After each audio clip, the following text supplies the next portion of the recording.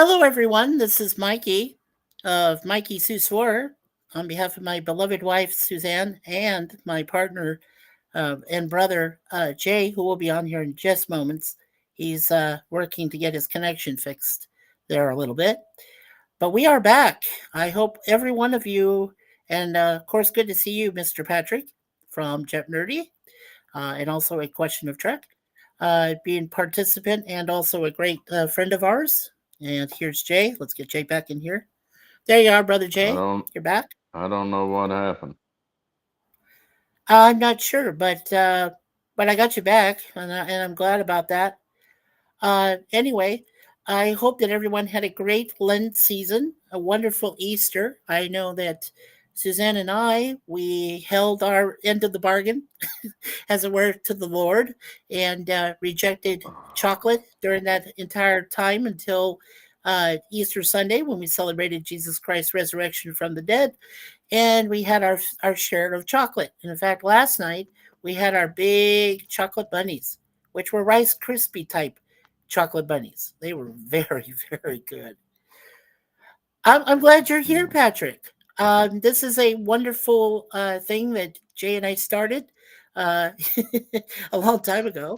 It seems like many years ago, but actually it was just a few weeks, about 49 approximately. Oh, we just lost him again. We'll try to get him back. But anyway, uh, we are here to go ahead and give you our next review on season one of, in my humble opinion, one of the greatest 1980s action and drama series on television, which was the A Team. And of course, it had George Peppard as Hannibal Smith. It had Templeton Faceman Peck was played by Dirk Benedict. Then you had Dwight Schultz that played Howling Mad Murdoch, H.M. Murdoch. And then, of course, there was Mr. T, who played B.A. Baracus, or also known as Bad Attitude Baracus. That's what the B.A. stood for. So it was a great cast. In season one, we had, oh, and there's Jay. Let's see if I can get him back in here again. There you go, brother Has Jay. You're has back. your virus jumped to me? I don't know why I keep going out.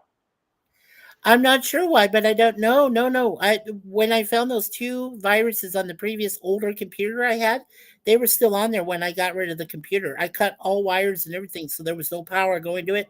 Oh, and we just lost them again. Oh, that is weird. Okay, well we'll keep trying to get him back in here. I'm sorry about this, guys. Yes, Patrick. I hope you had a good Easter. Patrick Neanoff is in our audience right now, as I mentioned.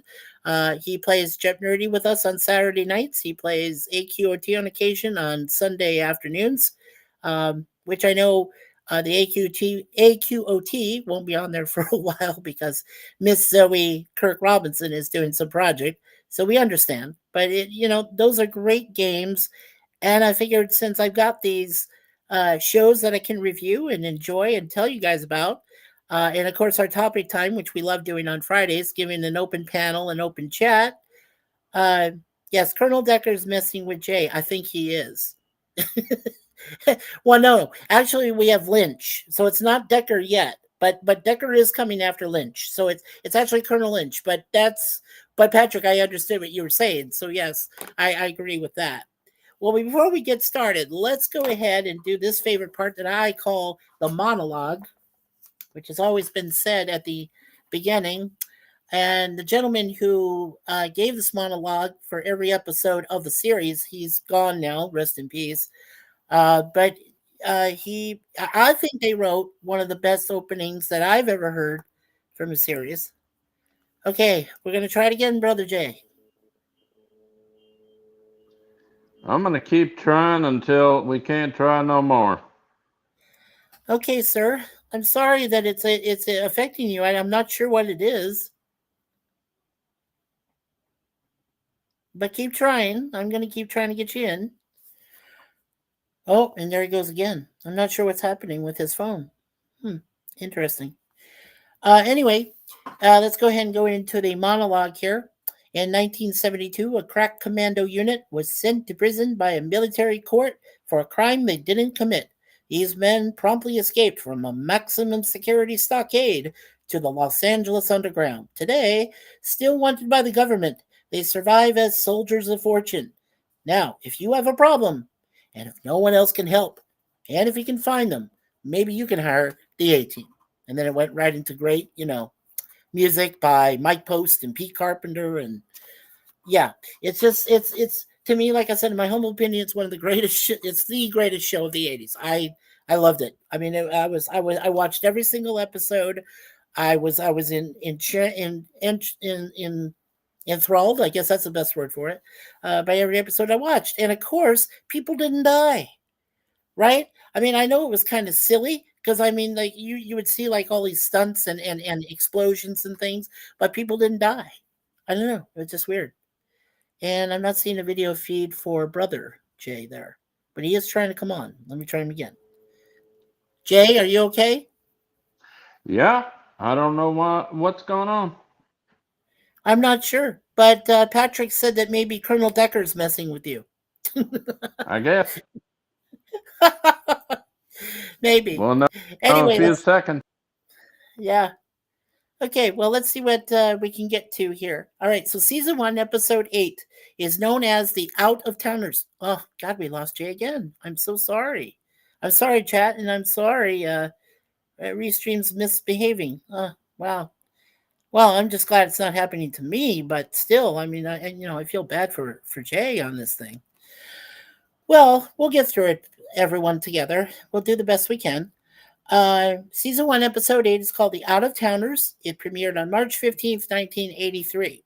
Now, Frank Lupo and, of course, Stephen Cannell both wrote the script for the episode, but the person who directed was Chuck Bowman. Now, if you recognize that name, Chuck Bowman, he actually worked on a few sci-fi series, including uh, on TNG, which was Star Trek Next Generation, and he also worked on, I think, Voyager once or twice. He also did a few episodes, I believe, of, I want to say, Knight Rider, I believe he did. So yeah, Chuck Bowman, and he was also kind of a stunt guy, so he really liked doing stunts in his episodes and things. He liked the people to be out there, and if possible, he wanted some of the actors to actually do their own stunts. In fact, uh, I think that the guy that plays Murdoch, Dwight Schultz, does a couple of his own stunts on this episode, I believe. But it's very cool.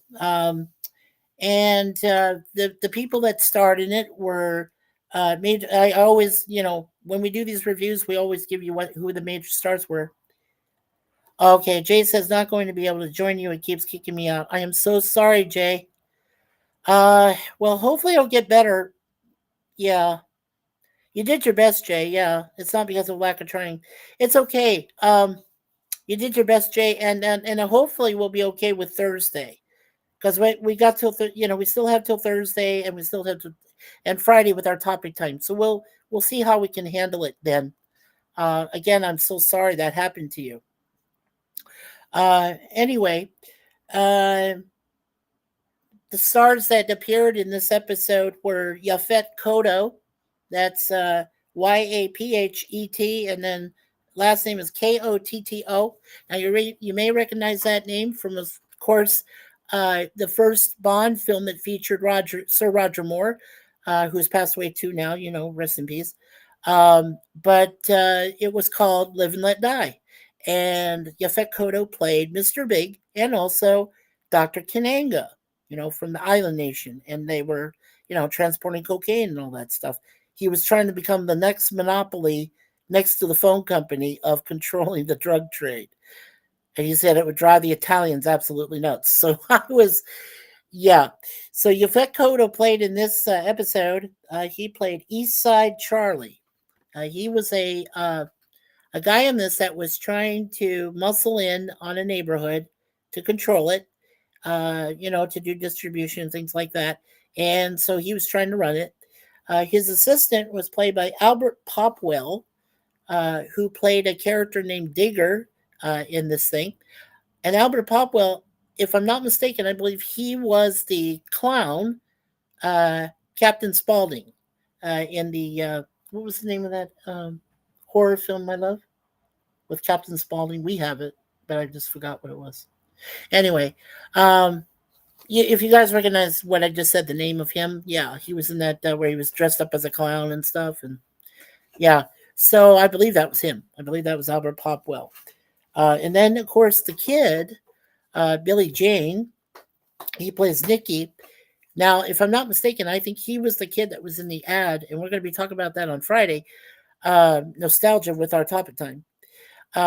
He was the kid that threw Mean Joe Green from the Steelers the Coke, and then Mean Joe Green threw his uniform to him. So, yeah, so that was Billy Jayne. Welcome back, there, brother Jay. I'm gonna try it again. This time Okay, I'm using another phone. okay, fantastic. Are you able to access the? I just got to your part, so about the trivia and the goofs and some of the quotes from the show, from the episode. I'm fixing to get online. Oh, whoops, we lost him again. No, this is not right. Okay, hold on just a sec. Let's see. Looking for IMDb here. Maybe, hopefully, I can pull it up myself. Let's see here. All right. We could probably just do the trivia and the goofs. There's lots of quotes in the episode, but I think too numerous to mention. So, let's see here.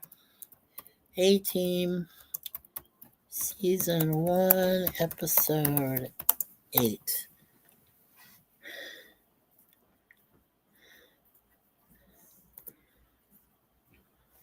Okay. All right. Well, guys, let's see here. Let's try this. Hello. Okay.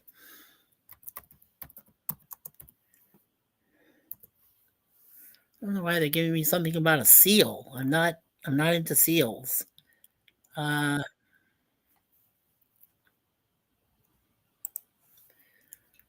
okay. Well, we'll find it here in just a second, guys.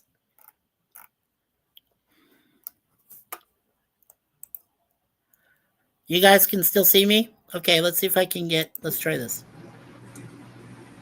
Oh. Well, hey, hello, Sci-Fi SithDan. Hello, And Mikey. hey, how's it going? Do you know about the A-Team series? No, but I have seen the movie with Liam Neeson in it. Okay, you've seen the movie, but I mean, did you see the television series before the movie? I have heard of it, but I haven't seen it. Oh, okay. Well, I'm glad you made it up here. I was trying to get Jay up here too, and apparently it says he kicked out on his other phone too. Arf arf arf. Yeah, and I was just trying to look up. Just give me a moment now. I was just going to go ahead and just go over the trivia and the goofs from the episode. So let me try one more time here and see if I can pull up the A-Team series. are you watching it? Are you gonna watch an episode, or are you just reviewing the whole series right now? Right now, we're just reviewing the entire series. Hmm.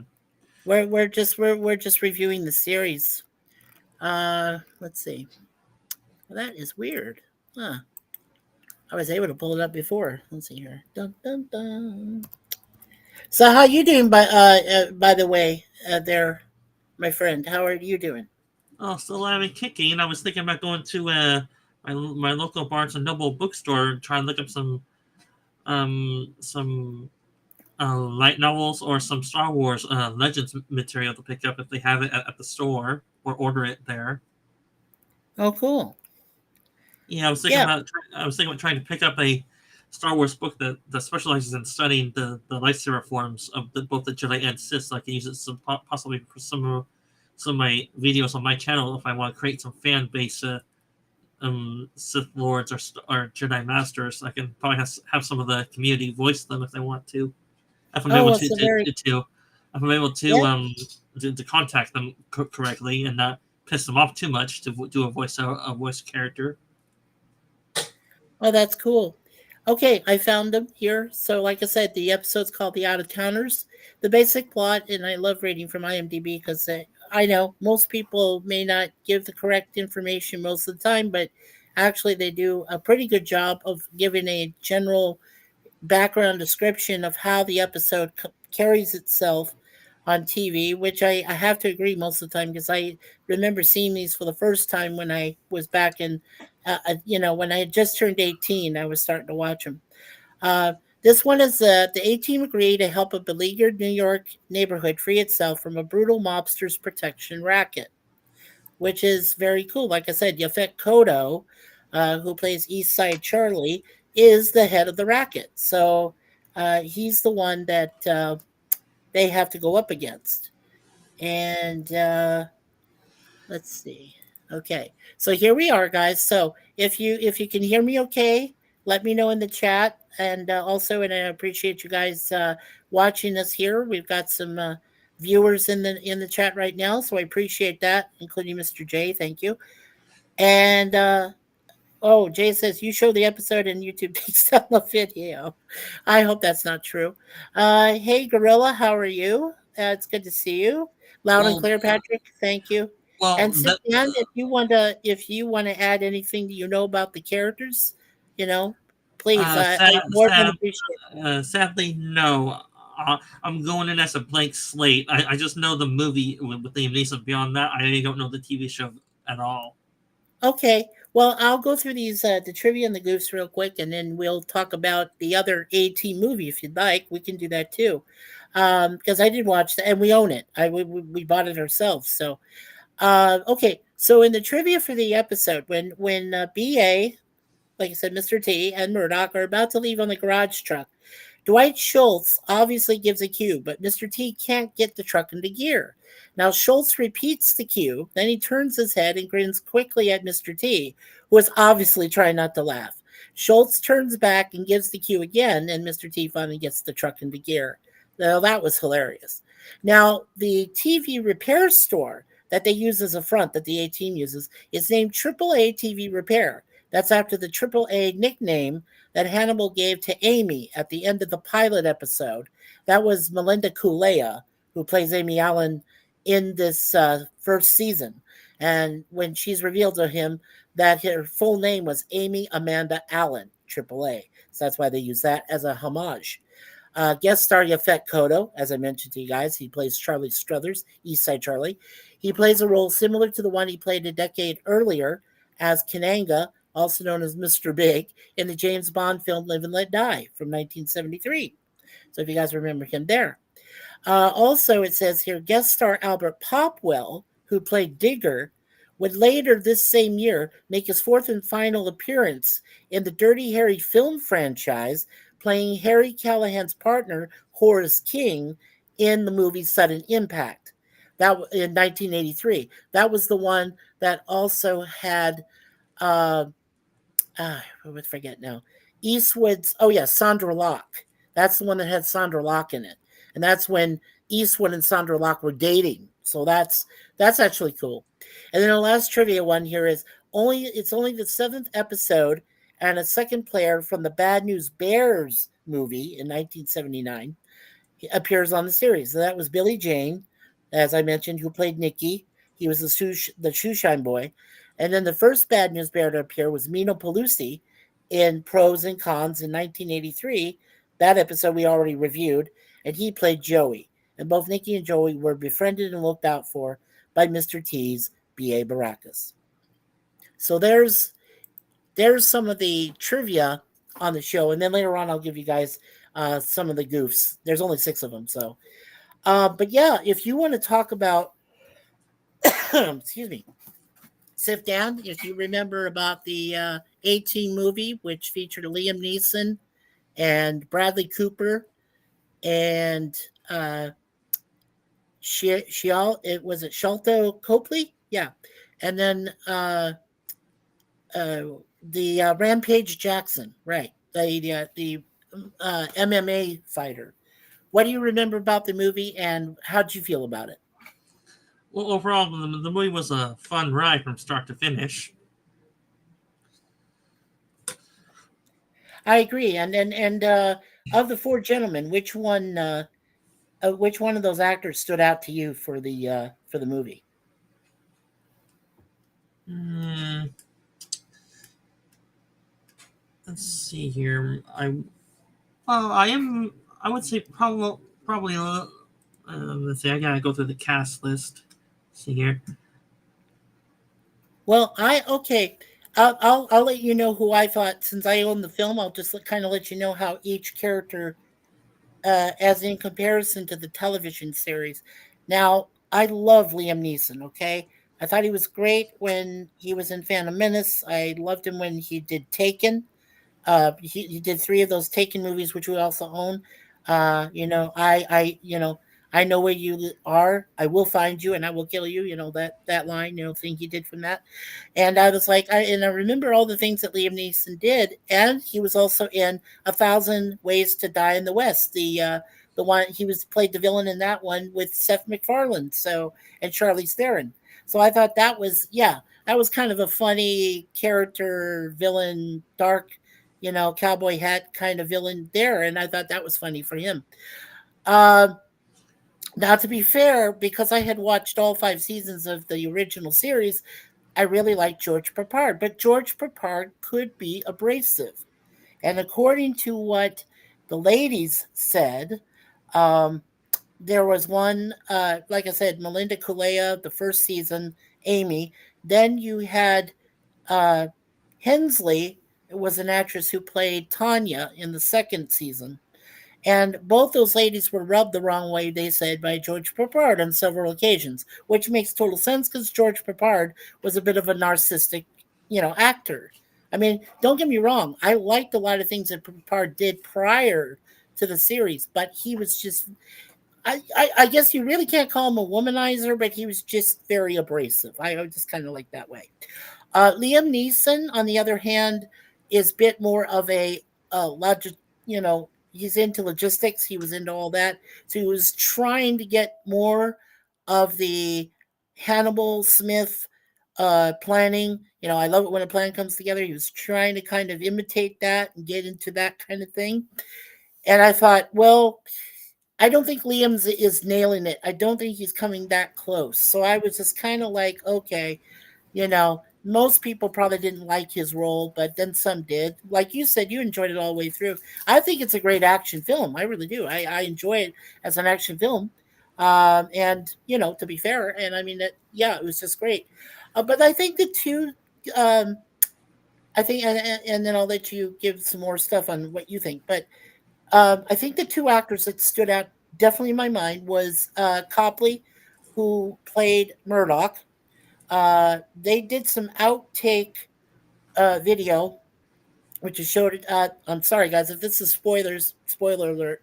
But towards the end of the movie, they show the real Murdoch, played by Dwight Schultz, except he plays another doctor, and they're examining Copley's, Murdoch.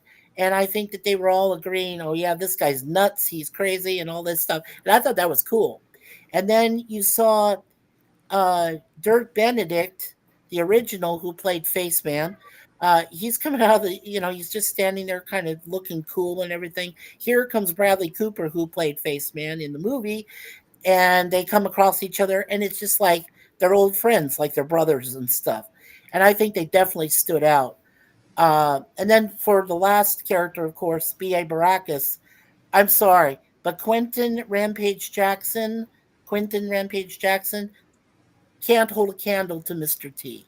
And I really wish that Mr. T had made a cameo appearance in this movie. I really wish he did, but he declined. So I was disappointed. I was disappointed about that. But go ahead, SithDan. What's your further reviews on the movie?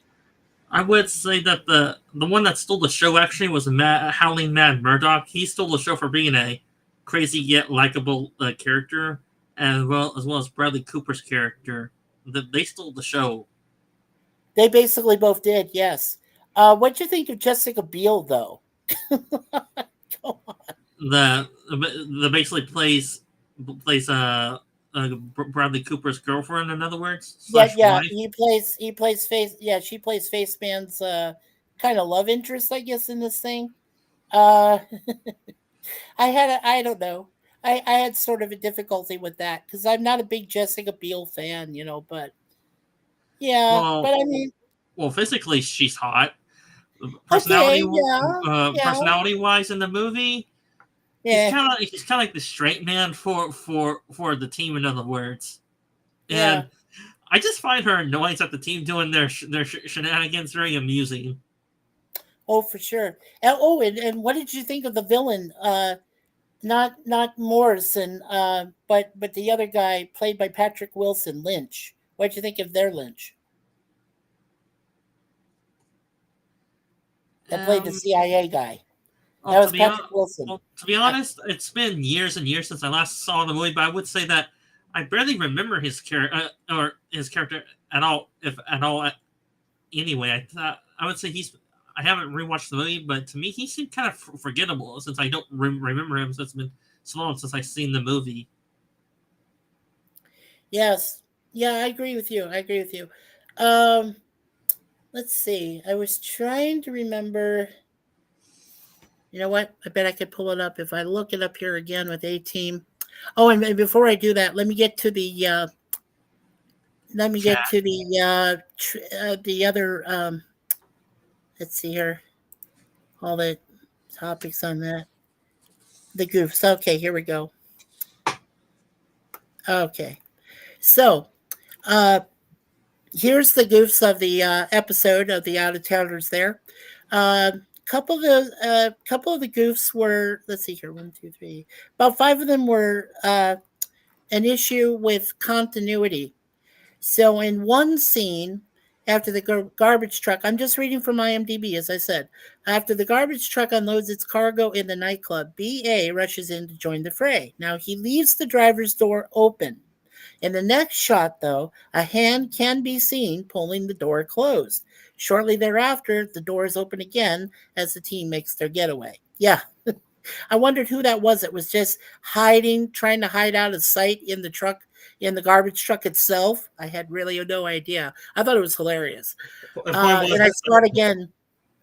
Yeah. And I saw it again for the first time and I thought, oh my God.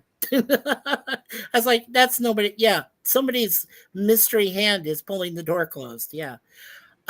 Here's another one. When Face first brings the garbage truck back for Hannibal, he jumps out. We see he's wearing a red shirt, black leather jacket, and jeans. Right. But 2 minutes later, after Hannibal has finished complaining about the truck being empty, Face is still wearing the jacket and jeans, but his shirt color has changed to pale blue. Now, how in the hell was he able to change his shirt color? You know what I mean? In between takes, I guess. or I don't either that know. reshoots. Yeah, probably. Yeah, probably. The taxi, here's another one. The taxi that BA tails Digger and Scully it alternates from a 1973 Plymouth Satellite car to a 1975 Plymouth Fury. Yeah, I noticed that car switch like right away, and I thought that was bizarre. The taxi cab Face is driving has a different registration plate from when following the protection racketeers to when it arrives back at the shops. Yes, I noticed that the actual license plate in the back changed its numbers like out of nowhere. I was like, he must have just switched cars, you know. The other one here, when the bartender reaches behind the counter for the shotgun, he is clean shaven. You see a glimpse of the bartender with a mustache reaching for the gun in the next frame. He goes back to clean shaven when he shoots. Oh, that was bizarre. Here's two quick ones, real quick. One is revealing mistakes. Now, when Face speeds off in the taxi cab with the angry passenger in the back, water can be seen spilling out of the car's trunk. Now, this is a FX stunt driver's trick, as they line the trunk with plastic and fill it with water to increase the weight on the back of the car so that the wheels will spin and smoke. So, in this case, you weren't supposed to see the water that was coming out of the back of the trunk there, but it showed it anyway. It says here, errors in geography. Now, this episode was supposed to be set in New York City, but even though that's the case, there are a number of shots that were clearly filmed in Los Angeles. When Hannibal, BA, and Murdoch are supposedly leaving JFK Airport, the Transamerica building in LA, now it's called the University of Southern California Tower, is clearly visible. So, So that was just some goofs and some trivia I wanted to tell you guys about the episode. And it's plain to see, and as if you guys watch it again and go by what I just said about those goofs and stuff, yeah, you'll be like, "Whoa, what happened there?" So I guess Ellie was either cheaper or they cannot get the airport they wanted in that shot.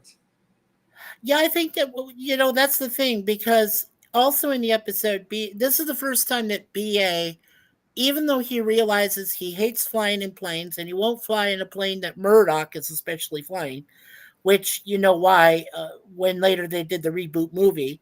And he says, "You did destroy my van, man." Rampage says that, and I was like, "Oh, that's hilarious." Um, yeah. So this is actually the first episode where uh, we find out early on BA is willing to give in and agree to fly on a plane because driving across country would take too long. And he said, "No, be too late," because he's trying to help out that kid, Nikki. Excuse me. So he says, "Okay." He says, "Hannibal, as long as you can get me out there on a plane, as long as Murdoch ain't flying it, and I can't do my best Mr. T right now, but anyway, says, as long as you're trying to, Murdoch's not flying the plane, we'll take a commercial airliner, and fly out there." So, but then again, because BA's afraid to fly, they had to come up with a way to knock him out. So they just walked him through the check area where they checked all his jewelry and everything. So they're starting to walk toward the plane. Then he starts to back up. So now his fear of flying is real. He's headed for the commercial airliner and he's freaked out. This man is ready to leave. He's like, "No, no, no. Let's go back. Let's go try, whatever." And then finally, Faceman and Hannibal have to come up with some unique way to knock him out. And yeah, so Are you talking about the movie? Talking about the movie version or a TV version? The in the movie, remember what happened in the movie is that They basically drugged him. They drugged him. The drug deal, right? But remember what happened to his van, his best van, and Copley's Murdoch dropped. He says that's a non-parking space, and he drops the ambulance on top of his van and destroyed it. So I was like, one of the reasons why I think BA, they were trying to explain why BA hates flying, and because of the loops that Murdoch was doing to avoid the federales, before they went into U.S. airspace and got blown up. That's another spoiler too. Sorry about that, guys. But yeah, so I think that's one of the main reasons that BA just does not like to fly with Murdoch. So, but they explain that in the series too, because in the Vietnam War, Murdoch had flown several missions. This was just before the series, according to the series background, and he had flown lots of missions.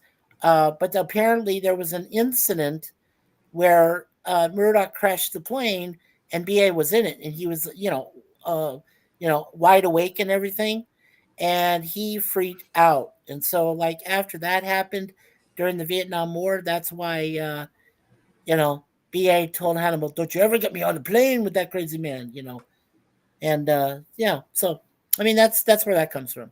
Anyway, it's hilarious every time,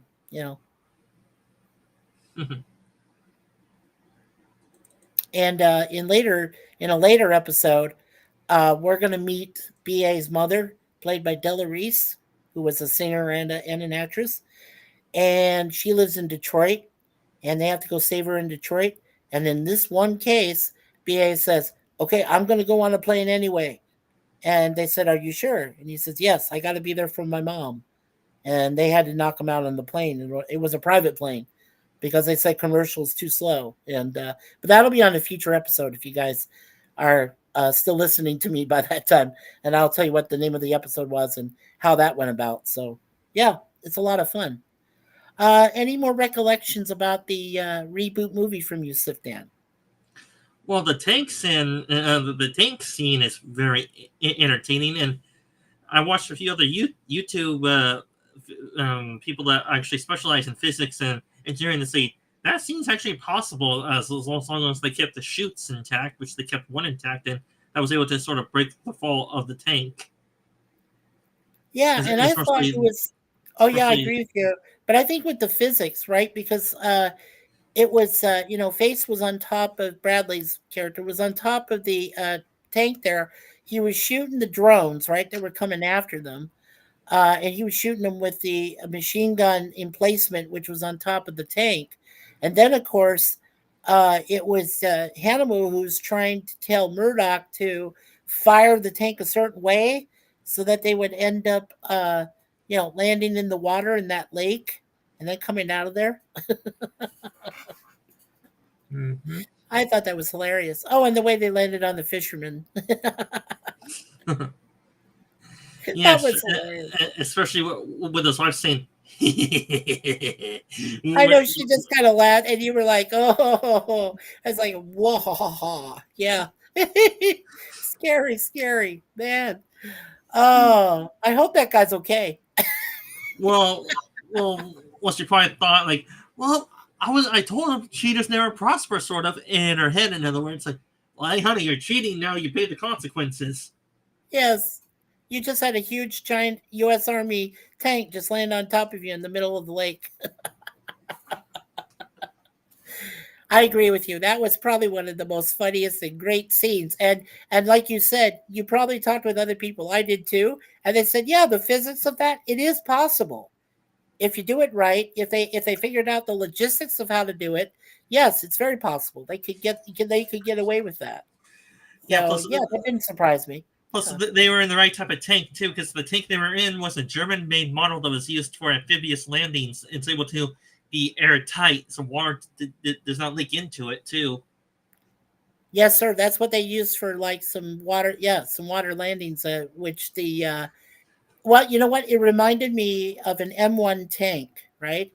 And like a Mark One tank. And so I know that the Germans borrowed those type of tanks for amphibious operations like that. So that totally makes sense to me because when I saw the tank, I was like, yeah, yeah, it's possible. It can get away with that, Yeah, And then it being excuse me for a amphibious. second.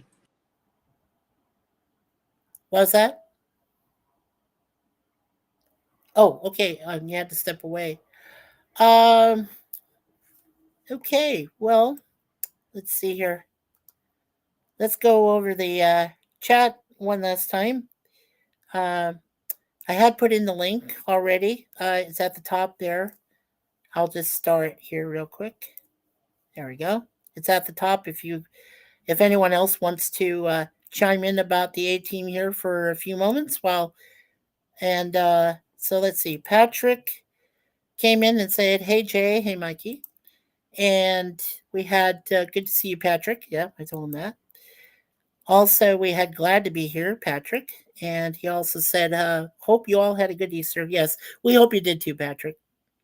And Colonel Decker's messing with Jay. Yeah, we've had some issue today with Jay's. He tried two phones and couldn't get in. So I feel real bad about that. But that's okay. We have plenty of episodes. We got plenty of seasons left of A-Team. So I know that Jay and I can work on that together. Jay says not going to be able to join you. Keeps kicking me out. Don't feel bad about that, Jay, because I'm glad that SithDan is here to help out. And I love talking about this A-Team reboot movie. A lot of people didn't like it. I actually liked it. And I think SithDan enjoyed it too. He said he did. So, I think there's just two of us. So I would probably like about 10 other people that could think of like 1,000 things wrong with the reboot. Yeah, I didn't mind so much. I thought it was great action, a little bit of drama. I enjoyed that. I love the fact that Dirk Benedict and Dwight Schultz, renewed their characters just in two different ways, but they made cameo appearances. So I was very happy about that.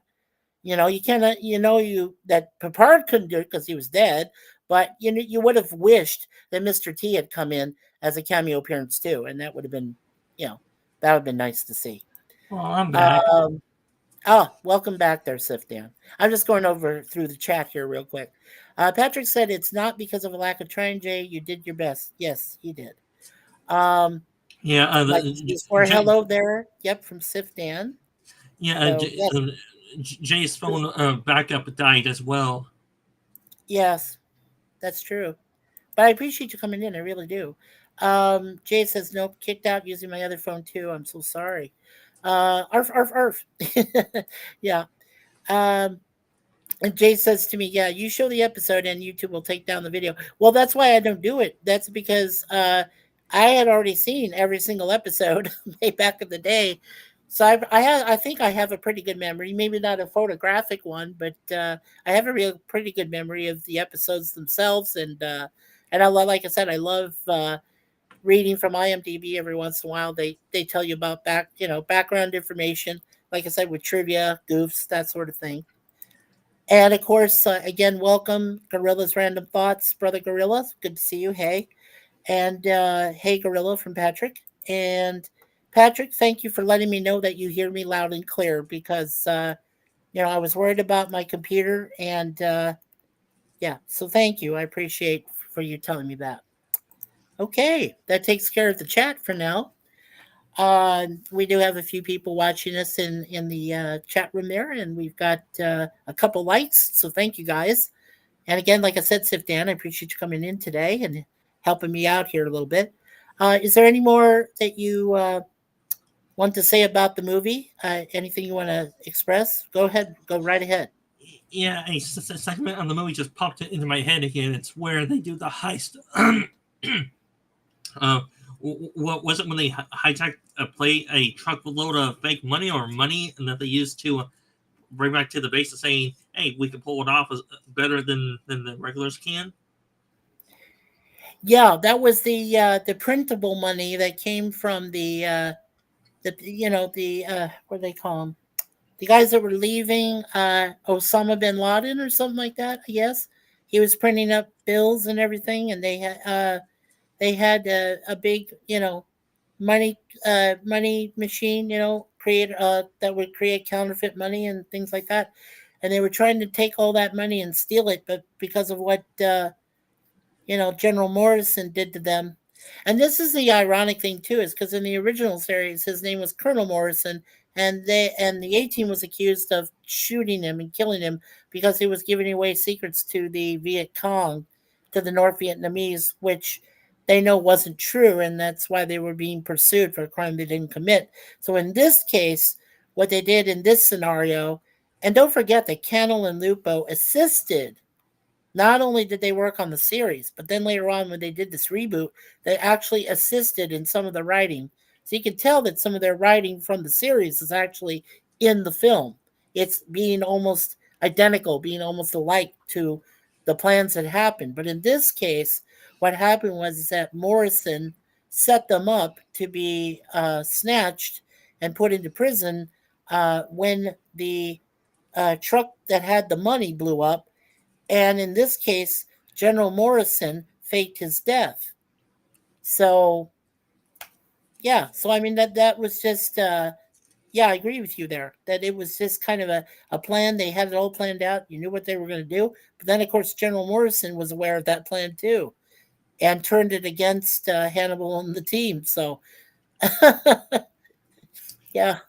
And I will say, in the beginning scene where they're in Mexico and the crazy pilot was able to somehow, through a freak of non-physics, basically, evade heat-seeking missiles, and the Mexican general, how they were able to outwit him by getting across the border first, and then the general did not know it, and then they shot him down for that. That was a good scene. What did you think of that? It was cartoonish, a little unbelievable, and fun as well. Yeah, and you know why they did it? Because it was supposed to be, because they told you that the four of these guys, were an alpha team, which is why they called them an A-Team, special operations. Okay, in the series they were brought together by circumstance because they did serve on different military units, but then the four of them all somehow got together and did stuff.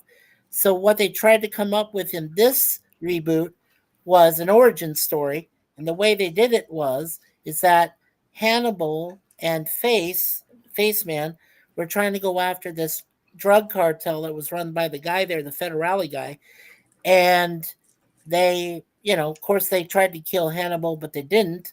So then Hannibal gets away. He starts to run to go help Face, and he finds out that uh, B.A. Baracus has claimed his van from rivals that tried to mess with it, and he's driving the van, and then all of course, Hannibal stops him in the middle of the road with a handgun, and takes over, basically kidnaps BA to go help Face. And he says, well, you need to go help him because he's a fellow ranger, right? Because all these guys were Army Rangers, special alpha team. So, then they go, and then, of course, they go pick up Murdoch. But when Murdoch takes the helicopter, remember, he does all those loops, the things you were just talking about. And BA was in the helicopter too. So BA got airsick. He got upset. And that's why he said he never wanted to fly with the fool, so, so that fear of flying came from that incident, apparently. That was the origin story. So. Let's see here. What other scenes can I pop in my head while I'm talking about this movie? Let's see here. Well, when they found out that it was their former friend, the general, survived, the leader of the group kind of surmised that when they captured this hostage, they probably put two and two together. Like, they knew who they had caught to probably prove their innocence, and it was kind of somewhat disappointing and sad that they were able to clear their innocence about it, since his partner betrayed him and destroyed the building he was in. Exactly, and that's why I said when the Alpha team, when the A team did capture Morrison and brought him back to the shack there, well, what bothered me about that scene was I would have thought Hannibal, of all people, would have guessed that Morrison was just bait, to entrap them, and then of course they had the bombs that went and blew up the shack and killed Morrison, and so I would have thought they would have been aware, that it was a trap. I think Hannibal just barely figured it out, at the last minute. And that's why they survived. But I thought he would have known, earlier than that. So, but it's kind of cool how he came up with, when they were in the LA docks and stuff, and how he came up with that last minute plan. But he let Face Man, go over the plan's details and how they were going to capture Lynch, in the act and everything. Yeah, I thought that was cool. Good old-fashioned government corruption and agency rivalry. It's a lesson of what movies usually do in that type of situation. Yeah, I don't think that. Lynch, Wilson's character, Lynch said he was from the CIA, but he said that they call everybody Lynch, which is ironic. But in the and of course Jessica Biel was, part of the military police, basically, herself. She wasn't CIA, she was military police. But Faceman knew her, apparently.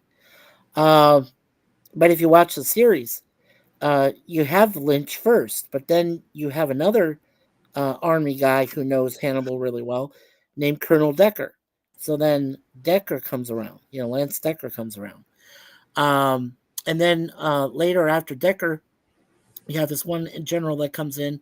I think his name is Tanner or something like that. He's only in for one episode. And then they bring in a guy named General Fulbright, who was played by an actor named Jack King, who's no longer with us either. But he did a number of roles in the entire A-Team series. And he was one of the very few people that got killed. That'll be in a future episode of A-Team I'll tell you guys about, without too much of a spoiler. But he does end up getting shot and dies. And he's probably one of the very few that you see on screen that died. But in other series episodes of this, there's probably at least 5 people that might have got, stabbed, shot, or something, but you never see it. I mean, you never see it on screen. You hear about it, off screen, but and I did confirm one thing with a friend of mine. every single A-team member in the TV series either did get injured or got shot or got stabbed or something happened to them. And the one of the episodes where they got poisoned, by poison milk. So, yes, so all four members did suffer some kind of injury throughout the series. But we'll get to that. Yeah, we'll get to that eventually. So, Yeah, and any if other you, things you think of from the reboot there, Mr. Dan? um, I probably just went over the main beats of the movie anyway, and the main action sequences. Beyond that, no, not really.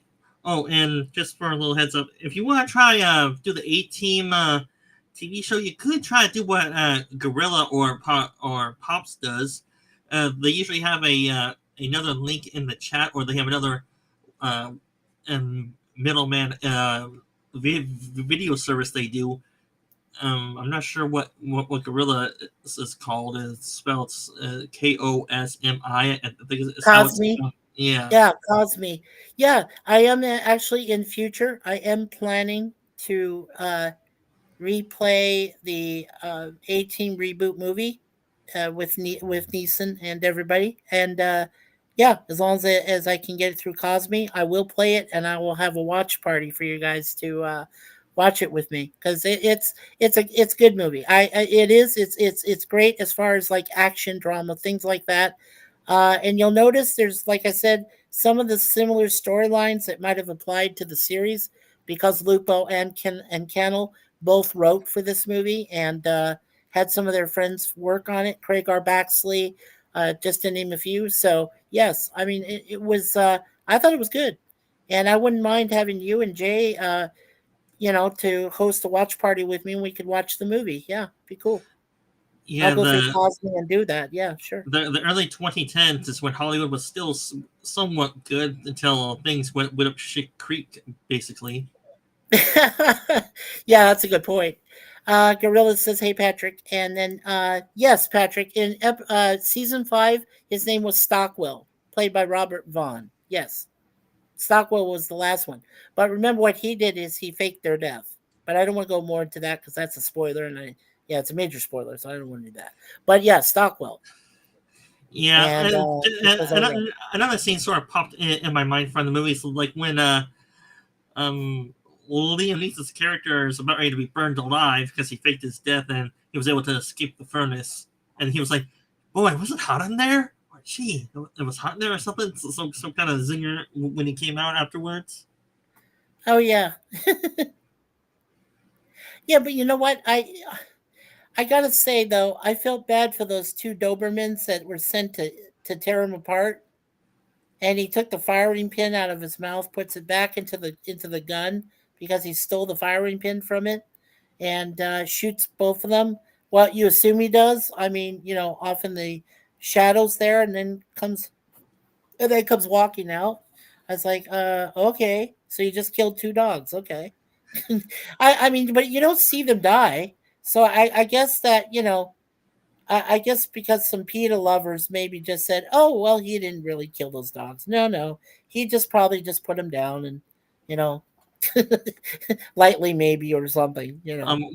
Were those dogs guard dogs, or were they dogs being set loose by another organization? Because if they were guard dogs or attack dogs, then I could sort of Well, they were. I could sort of let it slide. Because in reality, that is self defense. In other words, he defended himself against attack dogs that were true doing their job to fend off intruders. And when you're an intruder, the only way is either run, stand your ground, or shoot them dead. In other Or words. shoot them dead, right, right. Well, that's what I'm saying. I'm assuming that when he took the firing pin, put it back in the gun, and the dogs are coming at him, he backs off into the shadows, and then you hear this two pumps from the gun, assuming we heard that correctly, and then you don't hear the dogs again. So we're assuming he shot them both. So Either that, or I'm just he gave them a piece of meat to just tell them to leave me alone.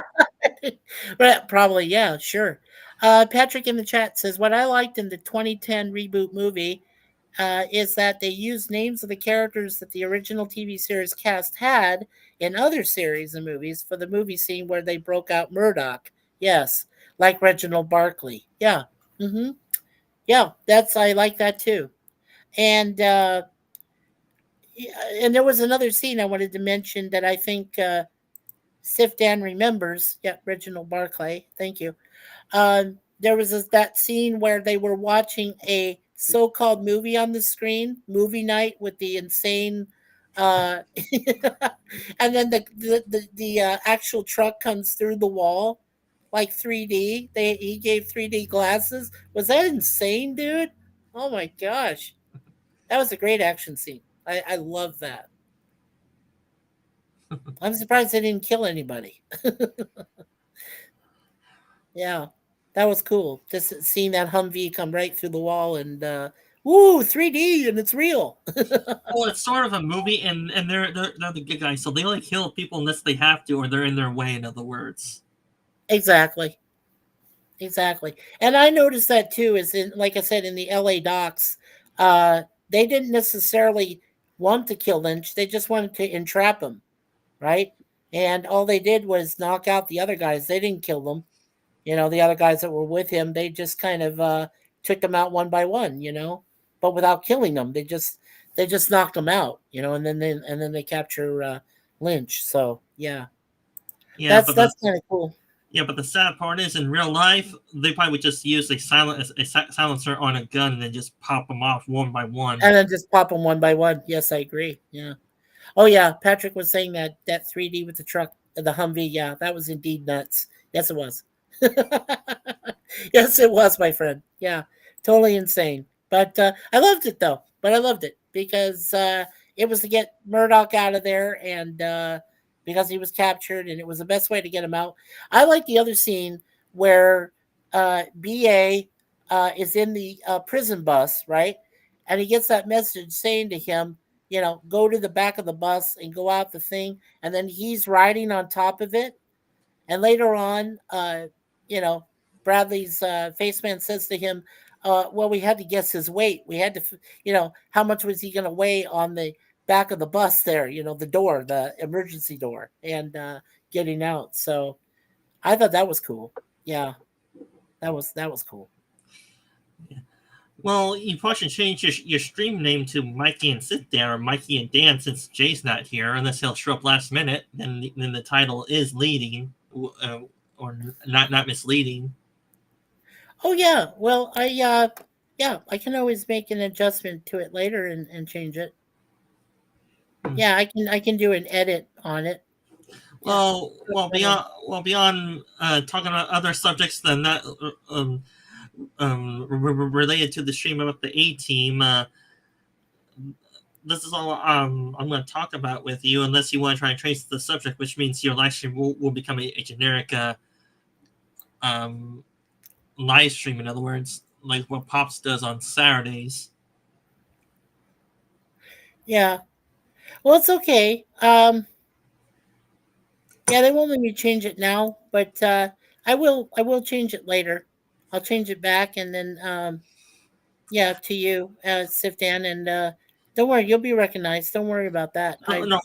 Well, my point is that besides me talking about the A-Team reboot movie, and I don't know the TV show, to just keep talking about various subjects, I may change the subject of the original live stream. So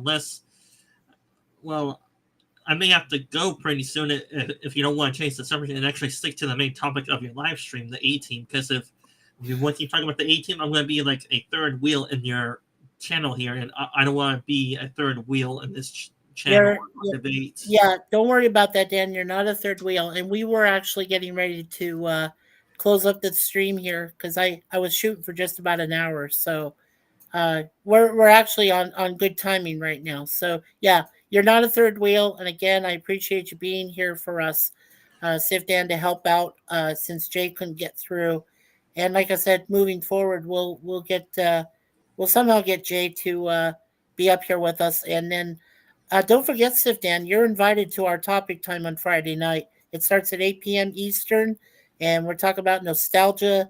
We're calling it the nostalgic trip. And you're more than welcome to come by and join us on the panel if you'd like, and give us your give us your views about nostalgic items and ads and so forth. Is it just a generic live stream talk, or is it a It's specific generic. topic? It's random. Yeah, it's random topic, and then but the random topics are mostly nostalgic. Like I say, it's going to be called the Nostalgia Trip, and we're going to talk about like shows like Sesame Street, Romper Room, The Electric Company, Captain Kangaroo, all that stuff. So Yeah, well, and ads, like the Clean Up America ad, with the Native American and Coca Cola and McDonald's and yeah, so. yeah, well, I'm a lot younger than you, so I'm not too familiar with those very old ads back then. So the stuff I Well, may we can talk talk about, about, yeah, well, we can also talk about ads that were for movies. Like, what about all the ads that, you're such a big Star Wars fan? I bet you could give me some stories about Star Wars ads that came on or toys, from Kenner and things like that. well, sort of. Mm, well, we mainly had antenna at my house, so we really didn't get toy advertisements that very much. Yeah. Well, that's Well, cool. well, anyway, if you want to give me some, if you let me do my self promotion, or if you just want to do it after I leave to spread the word about my channel, that'll be okay. Yes, sir. Since it's just the two of us, go ahead and tell me about your channel. Let me know what your future plans are. Go ahead. All right, to all your chatters and viewers that are watching this, I'm Sci-Fi SithDan. I usually cover different sci-fi TV shows or movies or any other genres, depending how well versed I am in them. I on my channel I have different sci-fi TV shows or movies that I review on my channel. You can check out my channel. My most recent ones were my ranking of the Rambo movies, and then possible what ifs of the MCU characters if they were in the Star Wars or Star Trek universes. If you guys want to check And that that out, that'll sounds be cool. great. Yeah, that sounds cool. I would love to And I participate used in it. and I usually do my live streams 4 to 6 Pacific time on Saturdays, but I'm taking a break. I just finished my season finale. I may go back to doing live streams in a few weeks or a few months. And then beyond that, that's all I have to say about my channel and my activities on YouTube. Oh yeah, and I usually do uploads of a few videos or lists every week, like 1 or 2 video uploads per week, and just to keep my channel's activity going and to entertain my audience and my chatters. And you do a really good job to everybody here in the chat. Sci-Fi SifDan is very well versed in the sci-fi, some of our best classics, Star Wars, Star Trek. We can talk about all that sort of thing. Uh, let's see. Yes, let's hold on just a second. Let me do. Yeah, and it's the same as his the way he has it here. So I'm going to type in his channel there. Sometimes Okay. I have trouble with that on live streams. Yeah, me too. Um, because it's just because my hands are big, and this brand new computer, which by the way, you can hear me, right? I mean, this is great. I love this. Yes, and Uh, we have a last minute visitor called Lemon Pie. Hey, Lemon. yeah. Okay. There is his channel. It's Sci-Fi SifDan. Just include the SifDan part there. But I posted it in the chat. Um, Also, let's say hi here real quick to Christian Carpenter. Good to see you, Christian. Good afternoon, everyone. It's very nice to see you. Thank you for coming by to sponsor our review today.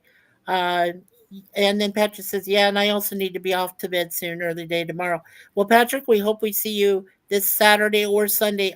Well, not Sunday, of course, but because they're out a couple weeks. But hopefully, I see you on Saturday on Jet Nerdy with John DeMarco and Brainy Specs, which is Jeff Franklin. Um, and Jeff Franklin has also done a live stream yesterday with Babylon 5 with Life with Matthew. So, guys, check that out too. Um, Yeah, Christian says post a link to his channel in the chat. If possible, please, I will check it out. Yes, I did, Christian. So it's right there for you. It's Sci-Fi SithDan. He's the user. It's how it's typed there in YouTube. Sir Lemon Pie, our master moderator, just got in. Thank you, Lemon Pie, for coming. I'm glad that you showed, sir. I appreciate that. We had some problems and difficulties with Jay's connection, so we'll work on that and try to get him back in on Thursday and Friday. And then Christian Carpenter says, "Hey, good to see you today." So yes, I think we covered everything in the chat and everybody there. So with that, again, thank you, Sci-Fi SithDan, for filling in the role of Jay Aldridge today. We appreciate that. Here in the panel, Lemon Pie, our master moderator, coming into the chat here. Thank you for showing up, sir. Christian Carpenter. We also had Patrick Nianoff, who came from the Netherlands and loves to participate in the Trek trivia shows that I just mentioned, Jet Nerdy and A Question of Trek, Saturdays and Sundays, respectively. We also had Gorilla's Random Thoughts. So, Gorilla, thank you for coming in. I appreciate you showing here today. Thank you for letting me guys know that I was loud and clear. I didn't go robot or anything going weird, so that was totally cool. Jay Aldridge, yes, my brother in arms, and yes, I hope that we can get our technical difficulties figured out, Jay, and then we can get you in for sure on Thursday, because I would love to do that Shazam ISIS thing per week with you. Yeah, and Mikey, you yes, service. Yeah, I know. I read your private chat. No, it doesn't. Unfortunately, SithDan. Only StreamYard the after party. Yeah, sorry. Yeah, I was just wondering, because when you leave the stream, I guess both of us will be kicked out of your live stream when you end it. Then, huh? Yeah. So, well, you'll be able to replay, and everything. I'm just let's see. Oh yeah, Lemon Pie says hi everyone, and then Patrick says, of course, as I need to defend my win from last week. Of course you do. Of course you do. And of course, Lemon Pie says hi, Christian Carpenter. Yes. And then Lemon says hi, Mikey, and SithDan. So cool. Yes. Oh yeah. Plus, if you haven't heard or seen, another small YouTuber called the Comic Book Crusader, he actually reached over 1,000 subs a few days ago. Or just today. Oh yeah, comic book Crusader. Yes, I remember. Yeah, cool. Yeah, so please, guys, check his site out as well. I'm sure that Dan has a connection to him on that. So yeah, please, because he just reached 1,000. As for us here, we are currently standing at 137 subs, so we're only 13 away from 150. When we reach that, I'll do a webcam for you guys and celebrate the 150 subscribers that we'll have to this channel, hopefully by that time.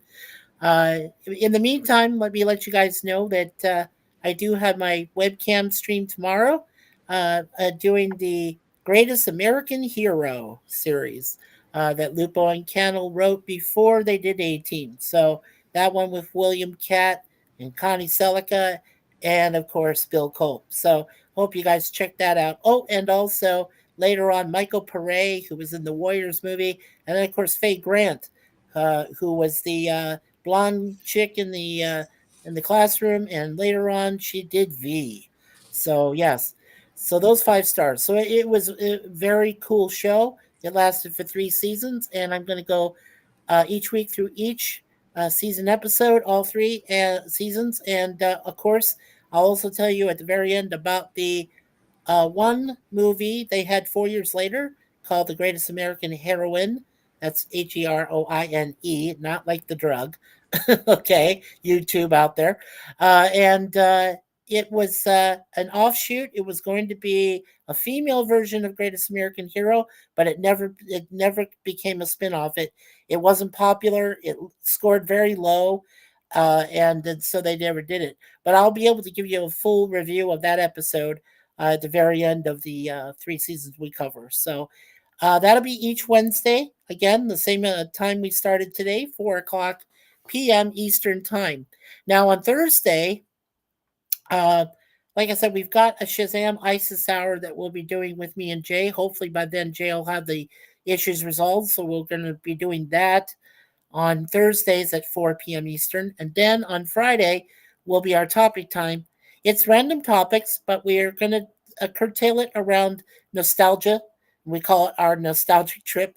It starts at 8 p.m. And I hope you guys can come by and, restream like StreamYard, because I only do the basic coverage. It only it manages to fit about 6 people, and that's about it. So, if you guys want to come up, that's totally cool. Give us your memories of nostalgia. Let us know what you thought about certain ads, certain movies you might have seen, certain TV, back in the day, TV series and things like that. Just let us know how you felt about that. And we'll have some fun with that hour or so. I think we'll go about 3 hours that night. But it's going to be a lot of fun. And one last thing I want to mention before we shut off the stream here. Oh, the most I've had is up to 6, SithDan. I was just answering your question there in private chat. Yeah, up to 6 I can fit. So, let's see. So you have had 6 on before, or you said you hold up to 6 on your service? Well, I used to have StreamYard. So when I had StreamYard, I had the basic service, the basic plan, and I was only able to fit up to 6. So yes, I've had 6 on before. Mikey, you're breaking up. You may want to recheck your settings. You're breaking up a little bit. Was I breaking up? Yeah, you sound kind of robotic a little bit right now. I was? Oh, that's weird. Yeah, you still are. Oh. You may recheck your settings or your laptop, make sure it's working properly. It's still working fine here. Yeah, I'm still doing okay. Well, then it's either through YouTube or through the stream. Then that you're sounding a little off. Oh, it could be this. Well, it could be YouTube. It could be them. I don't know. I did check with the guys here, and Patrick said he heard me loud and clear. So I was just going off what he said. Yeah, but yeah, that's fine. Anyway, so I guess that should be the signal that we should shut down. But I was going to tell you one last thing, that on Thursday night at 10 p.m. Eastern, I will be on Netters Network with Troy Pacelli, and his wife will be interviewing me this channel to let you know, to promote it, and I'm going to be letting people know how our channels got started and how Suzanne and I met and so forth. So I hope you guys will check that out with us on Thursday night. That'll be a lot of fun. So we'll do that too.